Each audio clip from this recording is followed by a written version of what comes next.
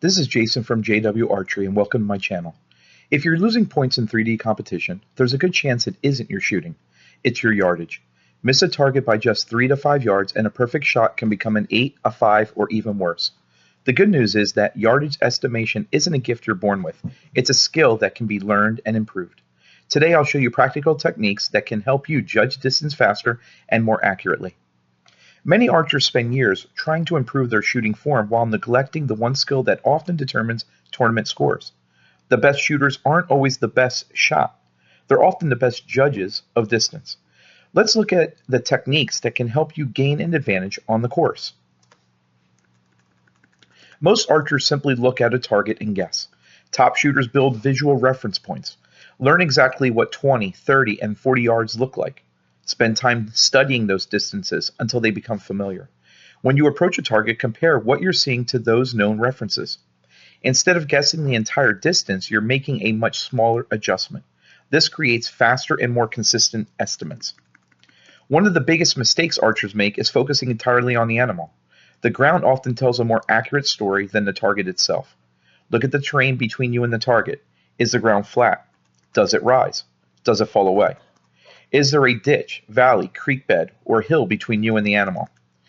When the terrain drops into a valley and then climbs back up to the target, many archers underestimate the distance because their eyes focus on the visible target rather than the total ground covered.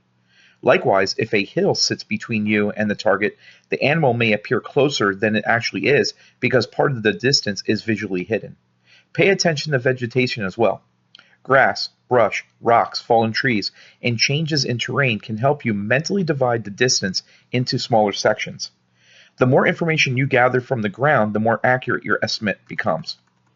Uphill and downhill shots create some of the biggest yardage mistakes in 3D archery. Many archers overestimate uphill targets because they appear farther away than they really are. Others underestimate downhill targets because the distance appears compressed. A steep angle changes your perception and can trick even experienced shooters. When looking uphill, your eyes often exaggerate the distance. When looking downhill, your brain tends to shorten it.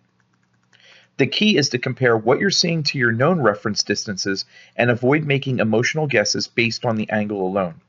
The more angled shots you practice, the less these illusions affect you. Many archers ask if they should add or subtract yardage on uphill and downhill targets.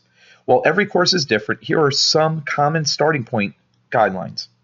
From mild angles around 5 to 10 degrees, many archers make little or no adjustment because the visual effect is usually small. For moderate angles around 10 to 20 degrees, uphill targets often look farther than they really are. Many archers find themselves overestimating the distance by 1 to 2 yards.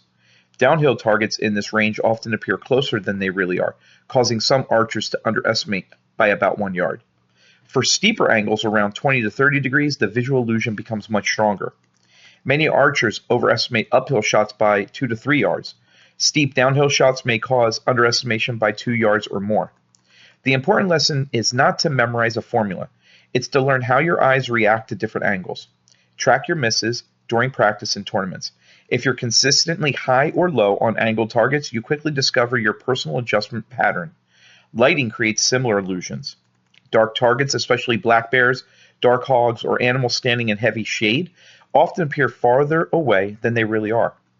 Many archers end up adding 1 to 3 yards when they shouldn't.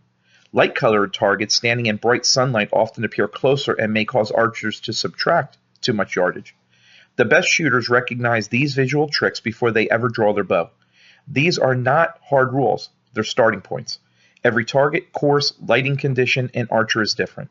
Use these observations to identify your own tendencies and build a system that works for you. A technique used by many successful shooters is the halfway method.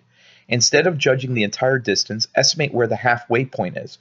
If halfway appears to be around 15 yards, the target is likely near 30. If halfway looks closer to 18 yards, the target may be around 36. Breaking distance into smaller sections is easier for the brain to process. This technique becomes even more useful when terrain is uneven. Different targets create different visual challenges. Large animals such as elk, moose, and large bears often appear closer than they actually are. Small targets such as turkeys, coyotes, and raccoons often appear farther away. This is one of the biggest reasons archers miss when they encounter unfamiliar targets. The more targets you study, the better you'll become at recognizing these visual tricks. Never judge distance based solely on the size of the animal. You don't need an archery range to improve. While walking, driving, hiking, or sitting outside, pick an object and estimate the distance. Then verify if whenever possible. Do this enough and your brain begins creating a library of distance references.